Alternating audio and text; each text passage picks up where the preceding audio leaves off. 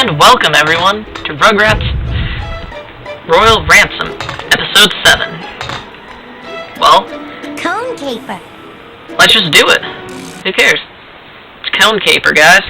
This is an awesome level and an equally awesome atmosphere. And, by the way, for those of you who wanted your cream pie and thought the last episode just wasn't quite enough, Clown around. These circus clowns have challenged you to a snow cone fight. It's a clown thing. If you can make it to the far end of the circus tent, they'll give you a prize. If you need more snow cones, get some out of the snow cone boxes. It's easy. Just watch out for the big clown at the end. He's not very funny. Go, clowns, go! you see, Yay, clowns! in this stage, instead of cream pies this time around, instead we're throwing snow cones, which is arguably less funny, but the ability to have a weapon. Remember, you can use your tumble or your diaper drop to break open the snow cone crates and Ma, these levels are so useful. Trust me when I say that. You will have been wishing that you could have a projectile every other stage that you've played. Partly because of the fact that, realistically speaking, I always wish that I have a projectile. This game is so much better with projectiles. Yikes! Ow. That guy's a good shot, actually. Right on the money. Hitting me while I wasn't even paying attention. I have to say, that one is a smart little clown. So yeah. If you can't tell, partly why I love this atmosphere too, it's so, well, crazy.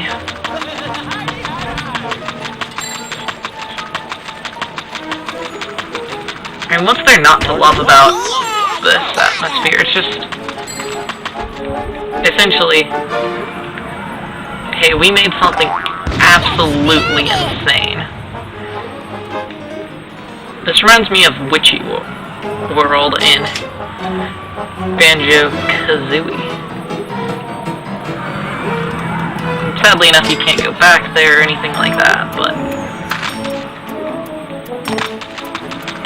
still, this level is great fun. No, to me, the circus aesthetic has always been a personal favorite of mine, even if I haven't been to a circus ever, as far as I'm aware.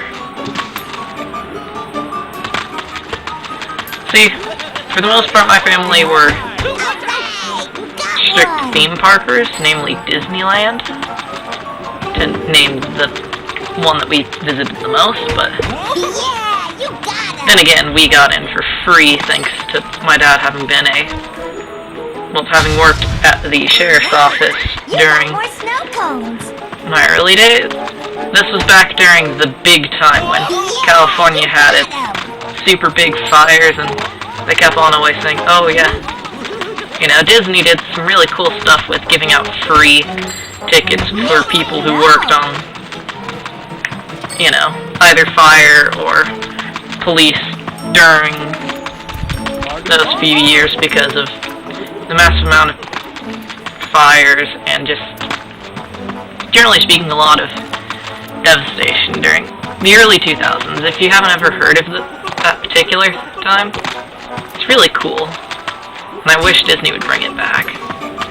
My dad doesn't work there anymore, so it wouldn't help us, but, you know, it used to be just free tickets for police and their police and fire and their families.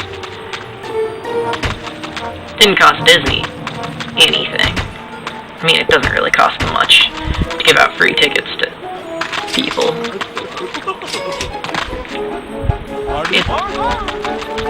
Disney isn't in that big of a crunch, which means that they can be nice people and give out free tickets and not have to worry.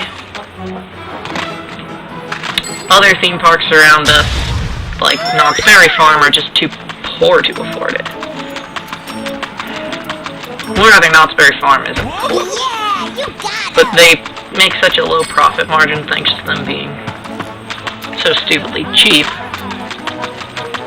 To be begin with. I mean, they are really cheap. For their tickets, I mean. It's actually decently fun, but to me personally, I've always been a Disney kid. I mean, hey, I did a whole project on why Walt Disney may in fact be the best role model of them all. I mean, I've been pretty deep into Disney lore for years now.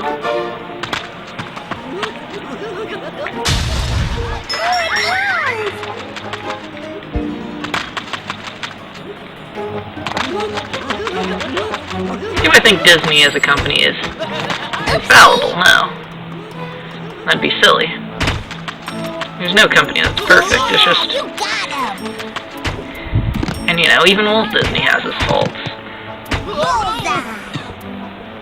But he's better than a lot of the others out there. You know, one of Disney's big things was he always wanted people to be able to do.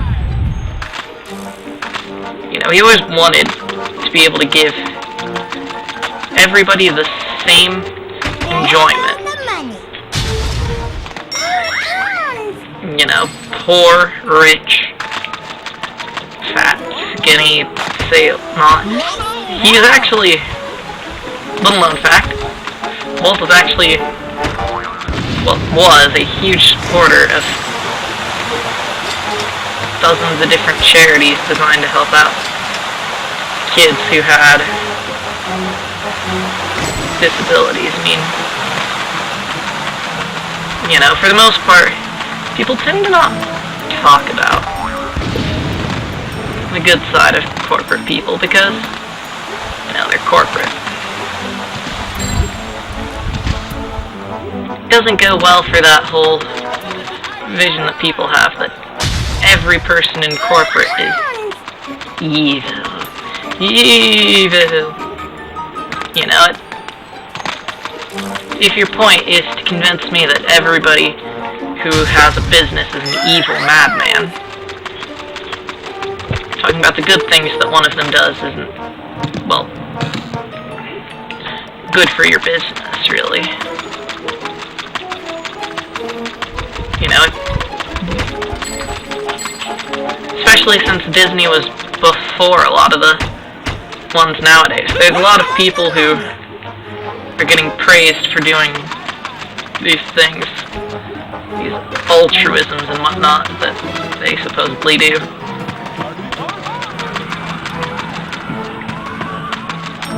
But you won't really hear too many older people getting talks like that. But yeah. You know, mostly just because of the fact they had no influence on them. But, you know. However, enough about Disney.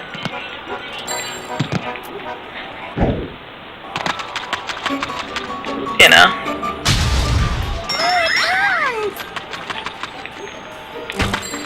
Disney, pretty cool. Actually, though, one more thing. If and when my mom gets a contract, I'm getting my season pass back, which is going to be great. Yeah, you got him. But yeah, so,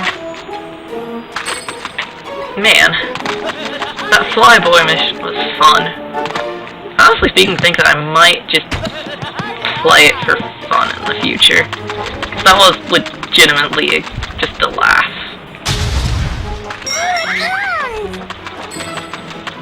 Ooh, hey, maybe this is where... Yeah, I love all of these areas with, like, tons of stuff in it. Because that means all the more. See, every time I find a little side area in these levels, I'm really excited. Because that means more things like small batteries and money. Ah, but this music is fun, isn't it? I don't know, to me this has always been a fun level. Yeah, you got him. So I know that a lot of people are afraid of clowns, but tell me down below, are any of you guys colorophobia? Just fear of clowns? I've never really been afraid of clowns myself, so... Nice throw! You know, it's hard for me to say for sure. Like, what the people are actually afraid of when they are colorphobic.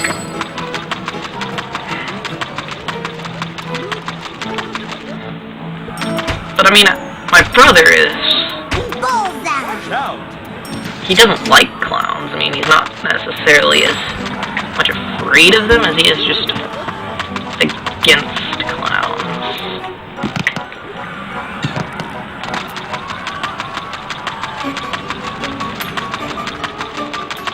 It's like, I get that, you know, a clown is intense, I guess. And isn't like, you know, a normal person how they act to things. So maybe that's it, but I can never figure it out, really. Also, squirrels. Yeah, I kid you not. There's little sections, just squirrels. And also, there we go. A whole bunch of cash right there, I almost missed.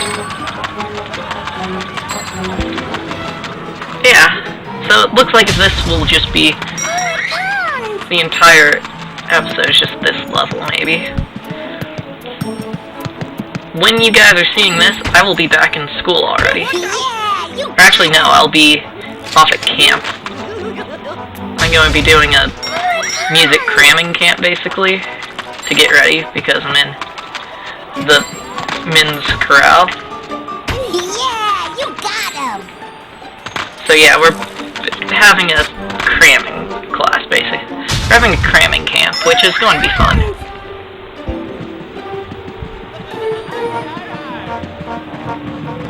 Also, this part always freaked me out a little bit, I will admit. The idea of going inside of the clown's den, if you will. It always sort of freaked me out, that idea. But I'm inside of the clown now. But, yeah. Whoa. I'm actually not. Maybe I should go ask Magic Helper Ball.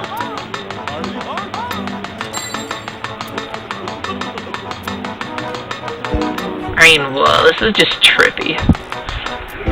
I actually really like that the game did this. But at the same time, it's so confusing. And wouldn't this be the perfect place to hide, like, secrets or something like that?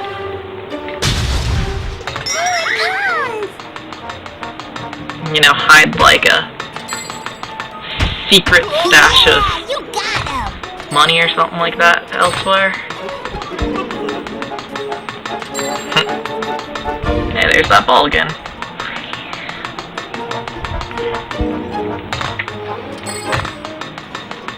Whoa. So there was one of these, like, tunnel rooms like this at M&M World back in the day. And by the way, it was the M&M World in Vegas. But I always used to go there whenever we would go to Vegas because it was something kid-friendly to do. But every time we would go in one of those tunnel rooms, I would always get, like, really disoriented. It really worked on me. Those rooms are pretty crazy how good they work. So I know that I need to get up there somehow. And of course I'll just go around this way and collect on all of the... Wow, that guy has some good throw. Seriously, that was a strong throw.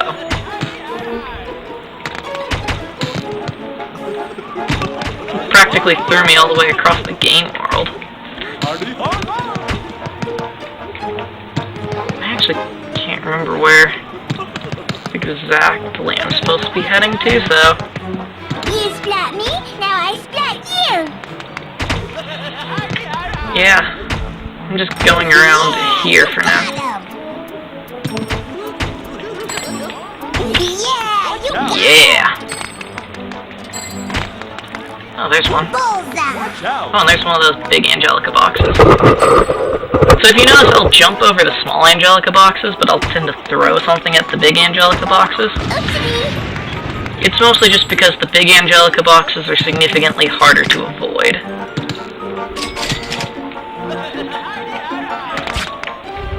See, this is what I was saying, like, you know, just little side areas off to the side, you know? If there was more things like this throughout the game, it'd be really cool. To me, I love little side areas and exploration and stuff. It's just always been a fun thing for me to think about. Getting that satisfaction of exploring a place that otherwise you might not notice. To me, it's very satisfying.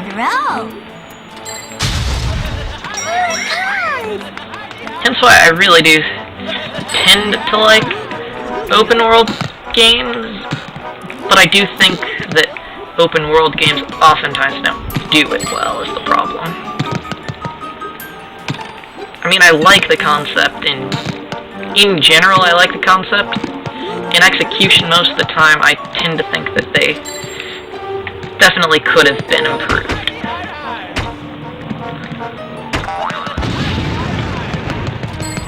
I don't know, something about the way that open world is dealt with in a lot of games is something that leaves a lot to... It leaves something to be desired, if you're asking me. And also, more code! See, I told you, this is definitely enough for a whole stage on its own. Or for a whole level Let's Play episode on its own.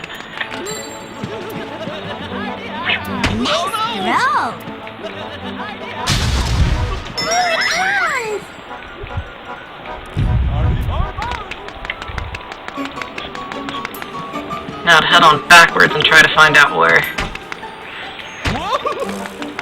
the main pathway, or like, you know, where the original pathway I was supposed to go on is. Oh wow, this is a whole section over here too. Isn't this cool? Just having all these little, like, sections and stuff all over the place.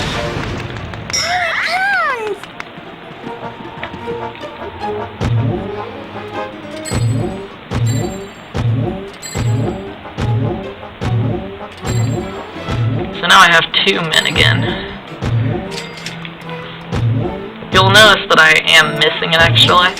It's because of the fact that I was just playing the game casually and I happened to die once. Oopsie! The reason why it's on this file instead of, say, a personal file is just because it was more so just to get ready for the upcoming level, you know, for this level. Prepare in terms of, like, you know, mentally prepare. Because you don't really need to physically prepare anything. This game is pretty simple after all.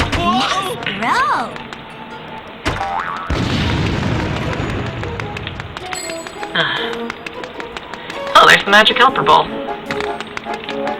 Guess I'm gonna...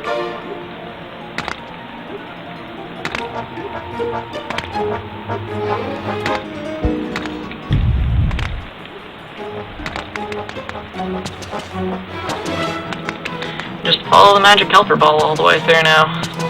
Make sure I didn't miss anything. I like that. It specifically tells you where to jump, even. However, ironically enough, I found out what that is. Like, why that looks a little bit janky.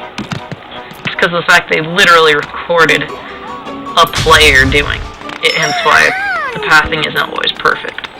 They just recorded one of their own workers playing it while they were testing things in order to add in the magic helper ball. Because they figured that the concept of the magic helper ball would be used. Also, that's where the final boss is, I'm pretty sure. And by final boss, I mean of this level. If this level is large enough to need its own boss.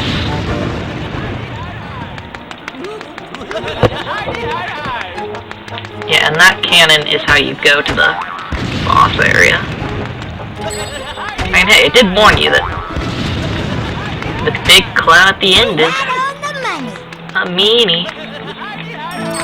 However, it would be really nice if there would be a section somewhere that I could get some health at. I mean, it's not... Oh, there we go. Health. Yeah, you got him. Yeah, as I said, it wasn't necessary or even really particularly needed or anything like that. It's just nice they offered it. Alright, you got one. Ooh, if I can get in here and fly this, that'd be awesome. Nope, it's just a little Easter egg. But wouldn't that have been cool? Getting the option to fly it into battle instead of doing the regular level, instead fly that. First, get ready for round 1. Okay, that's nice enough that they're giving me health. Right on the money.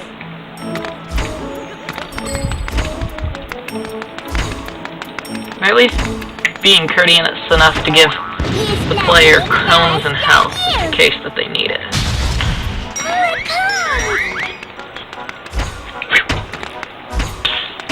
Yeah, you got him.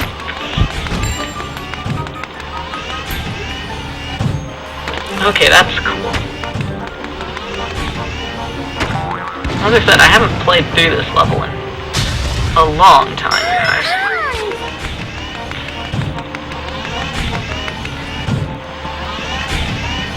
Like what? Yes.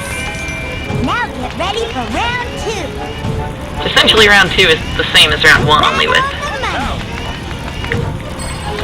what appears to be fire coming out of that thing's mouth. Good thing I'm not getting caught up in it. It's either fire, smoke, or something crazy like that. Okay, well.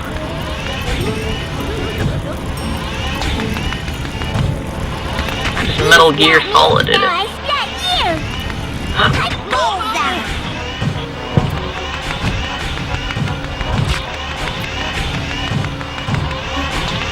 See, it should be able to be firing at me. I'm pretty sure if you can hear it, it's supposed to be firing out at me. But I don't think that the difficulty I'm on gives it the option to fire at me. Boy, I'm too close to it. That's useful, actually. I like how it's got, like, artillery and stuff, too. Like,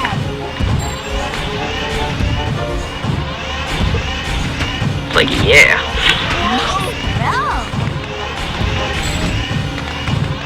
And finally, for the last hit, guys. Pow. Those clowns will never eat a snow cone again. Nice throw. Well, thank you all for watching. Another big battery. Oh, and only 4 more levels until I can face the Angelica. Bringing me cookies? I clean in my room. Now, let's see if there's any... You've already... There's only $50 left in there. That's hilarious. Well, thank you all for watching. Next time we will be going up against...